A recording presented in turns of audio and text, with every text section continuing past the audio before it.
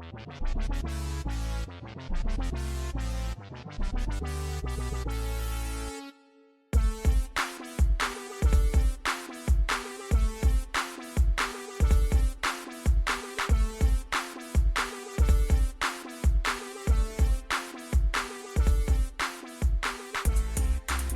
what is up guys? We are back with hashtag 60 of ÜWatt.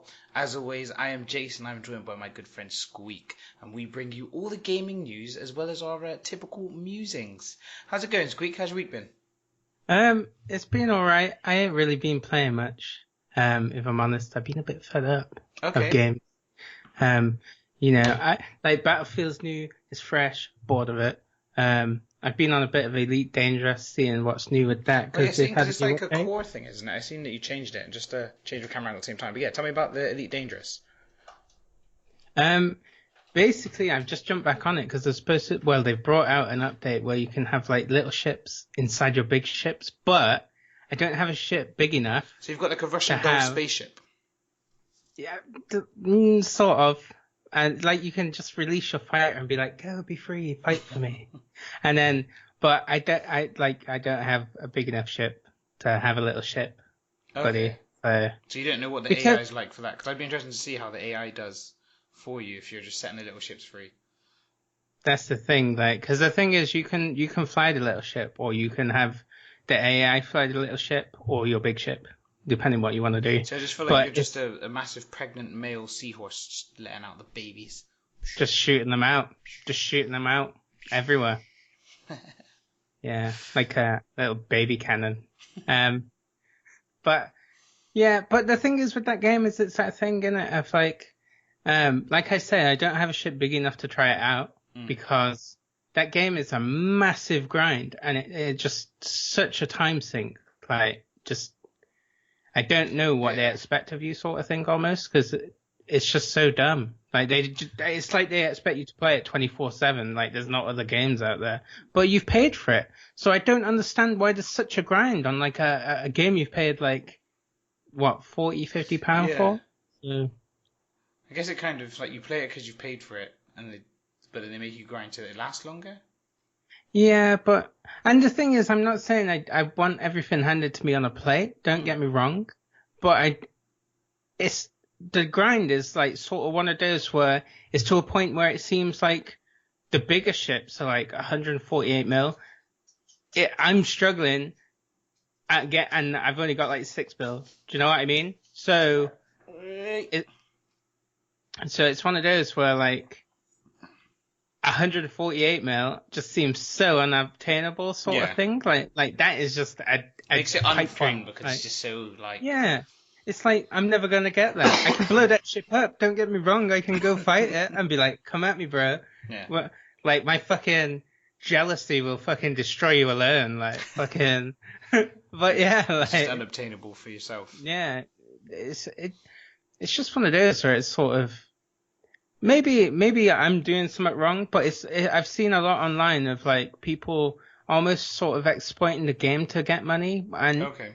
It's one of those where it's like, I'm gonna guess it's quite common, like a lot of people do it almost, because it's a thing of like, it's everywhere. Like a lot of videos out there are like being like, oh, this is how you get money, yada yada, and it's all farming and all that kind of stuff. Yeah, it's basically like what you do is you sort of go in on a mission board and swap out to like solo mode, and you stack the same missions almost. So you just get a massive payout for doing almost minimal amount. Whereas like to actually, games, isn't it? People always find that. But unlike GTA, I think this is like I don't blame people for doing it. Okay. Because it's that thing where mission rewards just aren't enough. Like the economy is just. It's set out in an odd way. The thing is it still being tweaked and changed though as time goes on? Well, it's only the end of season 2, maybe.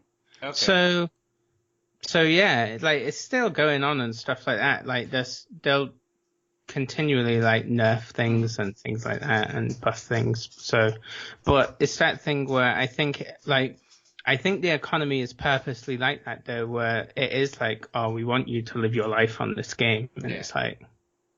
I just want to say, like, Elsa really wants to be on this week's show, doesn't she? She's like tap dancing the shit out of your bedroom. Yeah, yeah, it's what she does, man. Like, I need to get a close clip to that. Yeah, I was gonna say, So, like, because the thing is, I'm pretty sure you guys go and get your nails done at the same time, so yours must be like curling over and stuff on your toes. yeah, you're funny. I got Yeah, jokes. hilarious. Yeah, it's not even the dog that's tap dancing. It's just me tapping my toes. Like, Looking at a few things, and I've noticed that have came up in like various headlines of gaming. So I told you to take a look at Fallout New Vegas, the Frontier mod. You said you'd already seen a bit of it already. yeah, but I watched the trailer before again, and it is the trailer that I already watched. But Okay. yeah, it does look alright. Like with the tanks and like the new gun model, it's just a total conversion mod, isn't it? Really. So what they've done, for those that don't know, is that they've done like a massive conversion mod for Fallout. And they posted a video update, and so it's one of those things where it will include like I think they've got like a snow area, I think, somewhere, but there's like new quests, voiced characters. There's like things coming such as persistent weapon modding, quick loot mechanics, large scale battles, and you get to actually drive and fly things, which obviously isn't in any Fallout game. And I think that there is just a massive game changer, just because you can fast travel all the time. I think if you had vehicles, I'd be less likely to fast travel as much as I do. Yeah, and that's the thing as well, because it's that thing, like, I fast travel, but it's one of those where I sort of always regret it a little bit, because it's one of those where, like, I could be having, like, a mad adventure, like, something crazy could go on, but I'm just totally missing it, because I'm just looking at a load screen. Like, but it's that thing of, at the same time as well, I sort of don't want to just, like, slog it across country for, like, 20 minutes getting somewhere. Because all it ends up being for me, I don't know if this is what you do, but like when I found somewhere, if I have to go somewhere new, I fast travel to the nearest point and then literally make like a beeline towards wherever it is. I ignore all paths, I ignore everything else, I just walk straight towards it. And then once I'm close enough, I fast travel back, repair all my stuff, and then fast travel to where I was and do the quest. I could just whereas I think that if I had a vehicle, it would kind of cut out the time of having to walk, but also make it a bit more of an enjoyable experience. I was gonna say, because it's that thing, you're still in the game, whereas like fast travel, it's load screen. Oh, I'm there. Like you might have a 2-minute walk, but it's like, oh, I'm there. Because I do what you're saying, like closest point, straight to it, like straight line. Deathclaw in the way, just run around it. Just keep going. Just keep going. Yeah, that's the thing. But then you can make those choices where when you're driving, you see something in between. You can stop and go and have a look into whatever the building is and then come out and sort of do your thing. I think it's really cool. I just love stuff like that and how these people are working on a project and making something really big that should be really great. So it'd be interesting to see kind of how that pans out. I love when you get a good modding community or a good modding team that just make something amazing. That's the thing, isn't it? I mean, like I was saying, it's a total conversion mod, so all the quests and everything in it. So it's a lot. And the thing is, it's one of those where it is what it is. A lot of effort will have been put into it, like, because you see it's like the music and then like the voice acting and stuff like that has all been put in it. Do you know what I mean? There's certain like mods out there where there won't be voice acting and it's all subtitles and stuff like that. And there's things as well where like you can overlook certain things that they've done. So, for example, going back to the vehicle thing, in the trailer it shows like a car sort of driving along the road, but it just kind of doesn't really teeter with like the gradients and stuff. It's just kind of, it's flat and moving along the road kind of thing. It's something they can fix as they develop, but because they've added this totally new mechanic, if it was still like that when it was released, this mod, you'd be able to look the other way. That's the thing, and I think it's that thing where you're a bit more forgiving, isn't it, of modders, because they're not really being paid for it or anything. So, I mean, like, people just spend years to do something that they give away for free. I mean, there are some people that try to charge for mods, but they just tend to not get any love at all. Yeah, that's true. And the thing is, it's like you see people set up donations and things like that for mods, and that makes more sense, because it's that thing of like, it's almost like free to play sort of stuff. If you deem it worthy, you put people money will into it. people will put money into it, yeah, and people will see it as like worthy of your money. I mean, I've paid fucking full price for fucking games and then put it down like the same day and being like, that's shit. Yeah. Do you know what I mean? So, yeah. But yeah, so I mean, what I will try and remember to do is we'll try and remember to have the link in the description down below so you guys can check out the trailer for yourself and see what you think. It is soon to be December, so there are two things that I kind of wanted to discuss that are centered around it. Now, last week we discussed Ubisoft vaginas, and Ubisoft has been in the news again because they have a 30-day advent calendar that is stuffed with gifts, wallpapers, mobile and PC game giveaways. So what's happened is that their list was actually leaked. Okay. So I think that with it being such an open leak, that they'll probably switch it up a bit now. It'll probably be the same gifts on there, just on different days. But literally, somebody done a bit of mining, and it just kind of shows the stuff that's coming out on the various different days. I just tried to open the link and it's come up on Twitter on my iPad. But yeah, so it was just like there's some things on there. I think there was Assassin's Creed 2 or 3 was on there, but then there was like they've even got some fun stuff like Ubisoft cocktails. So I'm guessing it'll be like you go onto the Uplay on your PC and it will give you like just a list of fun cocktails to make that I'm guessing will be game themed. That'd be quite interesting. I mean, for the younger audience, I guess maybe not. But well, you just take out the alcohol content and just make it a virgin. So yeah. So for example, no. the running list they have at the moment. Day 1 is Rayman Classic on mobile. Day 2 is 30% off Ubisoft games. Day 3, exclusive collection of E3 2016 cards. The next day is a UB30 exclusive gift. There's For Honor gifts the next day. UB30 360 image. Just Dance greeting card. DIY advent calendar. Steep wallpaper. Exclusive digital posters from E3. Rabbids holiday goodies. It says www wallpaper, but I don't know what that is. It's a wallpaper. Ubisoft cocktail recipes, Assassin's Creed 3 on PC, Ubisoft wrapping paper, 300 game giveaway, Watch Dogs 2 wallpaper, Ubisoft gift tags, Ubisoft dessert recipes, Ghost Recon gifts, wallpaper for mobile, Prince of Persia on PC, Rayman Legends on PC, Splinter Cell on PC, The Crew on PC, Rayman GIF, Steep GIF, exclusive 2017 digital holiday cards, UB30 wallpaper, and Ubisoft holiday decorations. So that, though, is 30 days of gifts. It doesn't just stop at Christmas. It goes to the end of December. I feel if you're on console, you're kind of missing out a bit, though. Yeah, no, you are. The thing is, I think they're taking advantage of the Uplay on PC. Because the thing is, on your PC, it can take you to so many other places, can't it? And obviously, they've got a few things on mobile. But I think that, for example, with The Crew, we were already given it for free on Xbox. We've already had it for free. Have they? Mm-hmm. See, I bought it, which I kind of regretted because it wasn't that good. No. I mean, I'm not gonna lie, it wasn't great. I mean, I can't even remember the faults with it, but I know that if I put it on, I'll be turning it off. The AI were the faults when we were doing like high-speed police chases through the forest, and if you look behind you, you'd see the police cars. Rather than doing that and dodging the trees, they do that. Do you know what I mean? Like, there was no turn. They were just dodging all the trees. Like, I've never seen a car strafe before. But when you had, like, the takedown races, the person was sort of, like, on a rail and they followed their path. And you could smash into them, but it doesn't take any of the momentum out of their drive. Like, it doesn't take them off course. They just tend to keep going on that rail. That's how it was when we first started playing. I don't know if it's still that. They may have updated it. I don't know. But the thing is, that game had so much potential. Like, it could have been, like, the new test drive almost, but I just missed the mark. Like, what can you do? Yeah, as I say, that sounds more like a Ubisoft problem, not a UWatt problem. That's true. Wanted to give a quick. I just can't remember what the Arex. So there's a guy I hadn't heard of him before, but there's a guy called Arex who does YouTube videos, and he's been doing some around Pokemon Sun and Moon, and he's come up with 2 guides for people so they can get. There's a dragon-type Pokemon called Salamence, and he's found a way to get one level 10. And then he's also come up with a system for people to get shiny Pokemon.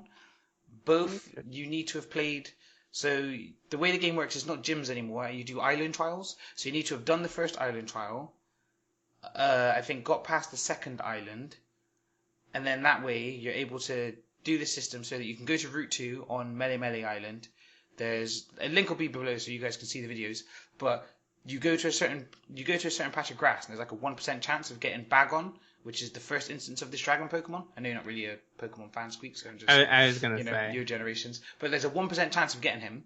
So the mechanic that's in Sun and Moon is that there's a thing where if a wild Pokemon is down to less than half their health, they can call in a second one, so the battle becomes 2-on-1.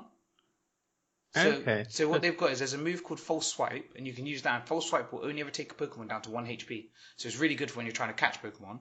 So this guy came up with a system where if you go to this patch of grass, and it takes patience to actually get the Bagon that you want, then you use False Swipe so it goes down to 1 HP. Then you use this other thing, I can't remember what it's called, I do apologise, it's like a Adrenaline Orb. And then that way the Pokemon's likely to call for help. And you just it will keep calling for help. You knock out the Pokemon, it calls for help. It calls for help, knock out the Pokemon, calls for help. And then there is a chance that it will call in a Salamence, which is like the third stage, well, the second stage evolution. Bagon's the basic, Shelgon's the stage 1, the stage 2 Salamence. So the thing that is quite good is he's quite a rare Pokemon, but you're able to get him at level 10. Even though he's not supposed to, I think it goes from Bagon to Shelgon at like level 30. So it's just mad that you get Salamence at 10. But that's something you found. I was going to say, do you reckon that's almost like it wasn't meant to be that way? I think it just ended up being a bit of a loophole, yeah.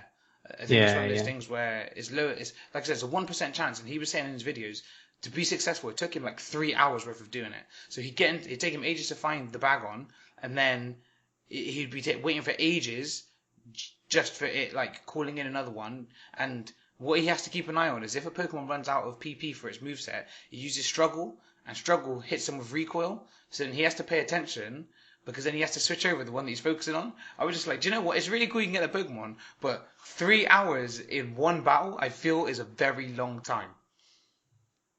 You said PP. Oh my god.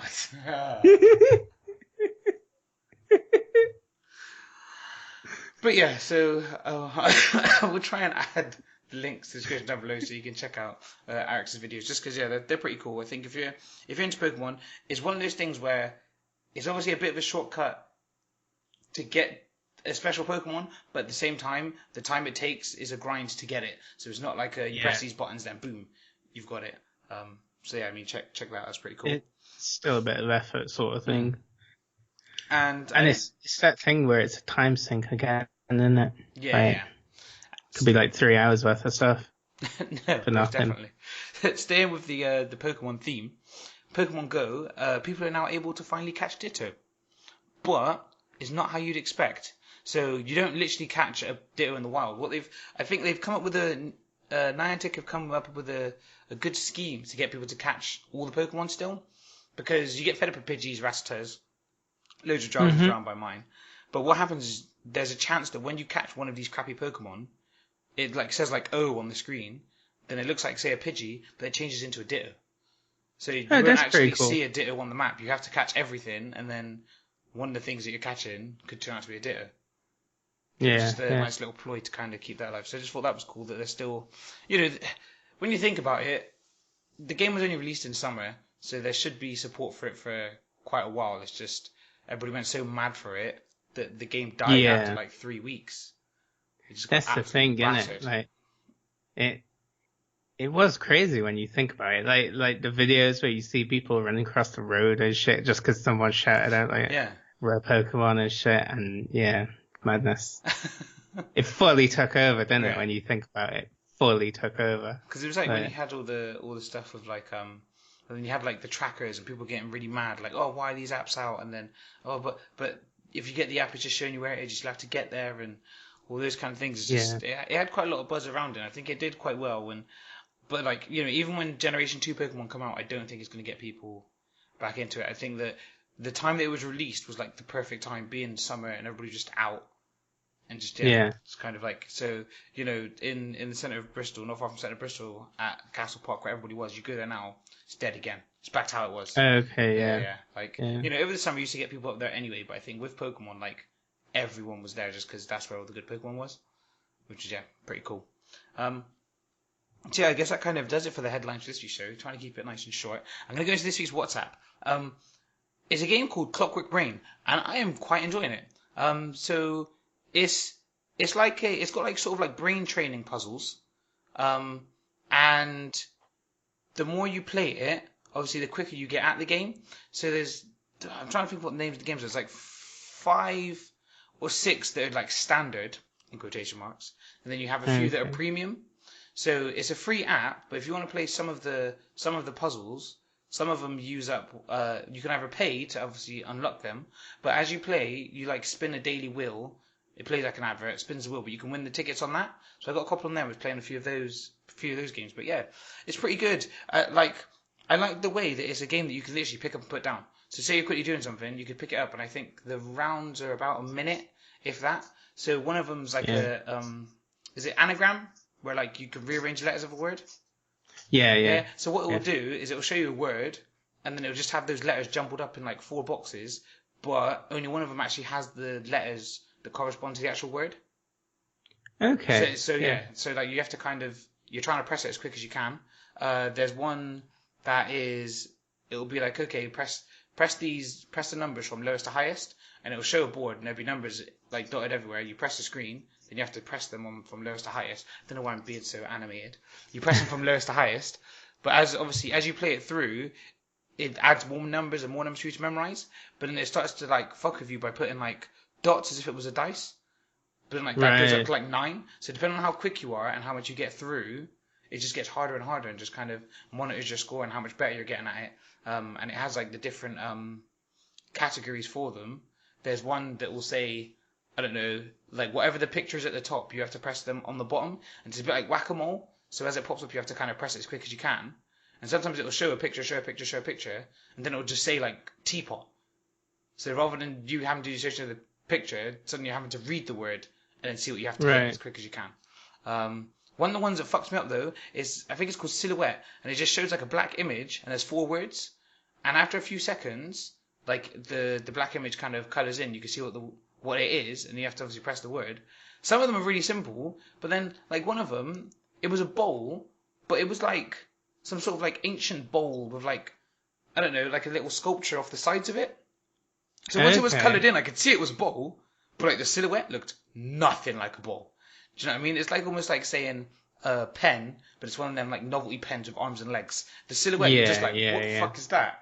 And then it comes in. So yeah, it was quite fun to play, and I just think it is one of those games where you can just kind of pick it up for a second, play it, or I can play and be like, oh, see what score you can get, and then hand you the phone, then you can have a go on it and see how you do, sort of thing.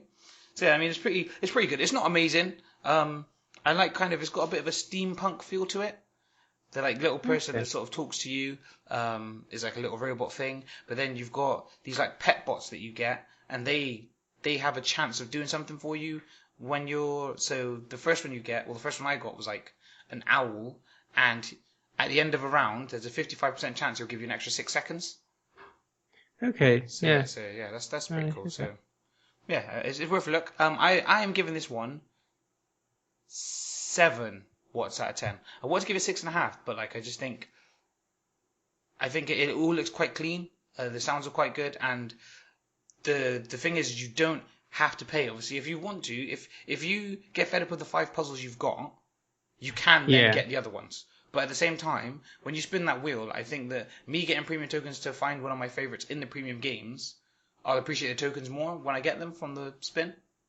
Yeah, So yeah. it's pretty good. But as always, guys, the link will be in the description down below. Now, it is arguably my favourite part of the show. Is that? It's time for Squeak's Fact. Wait, no, it's not. I'm sorry, I got ahead of myself.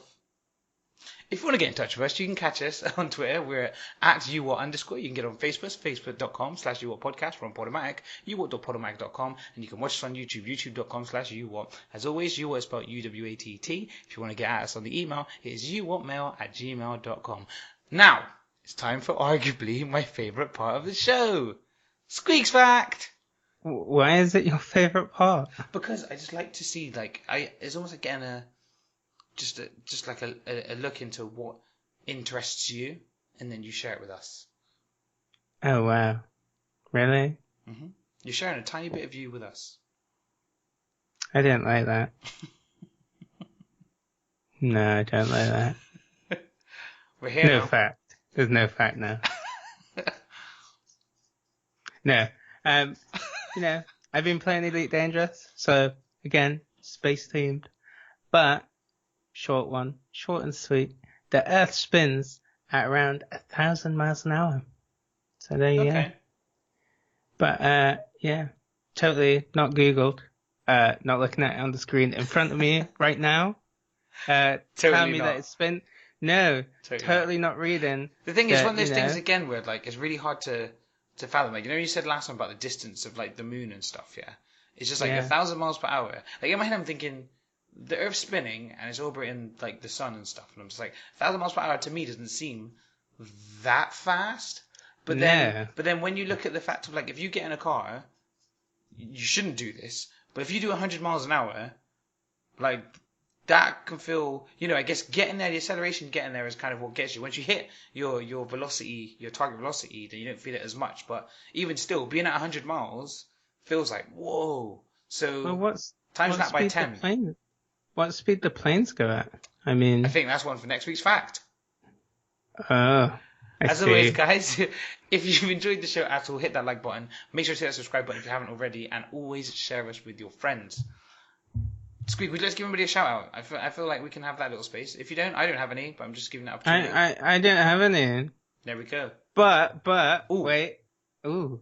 I got well, you remember Tony? Oh yeah. Good friend Tony. I saw him earlier today actually. Did you? Yeah, he dabbed up a little bit. Okay. Well, it was one of those where, you know how I was on about, like, I was talking to him and it just reminded me of, like, he was saying there's not enough mention of him on the show. Okay. So I feel to oversaturate the show with Tony's. Okay. So, shout out to Tony. Shout out to Tony. Again. He's got the record. He's got the record for shout outs. He does. I think he's the only person I've shouted out. Him and Kendall, like, you know, are up there for mentions. So I've mentioned Kendall again, so I think she's pipped him. So sorry, Tony, you're second. Sorry, mate. Kendall's first. True. Number one, what's it? Kendall James. She did come up with the whole what's it thing, to be fair. So yeah, without waffling on anymore, on that note, I've been Jace, he's been Squeak, and we'll see you next week. Later.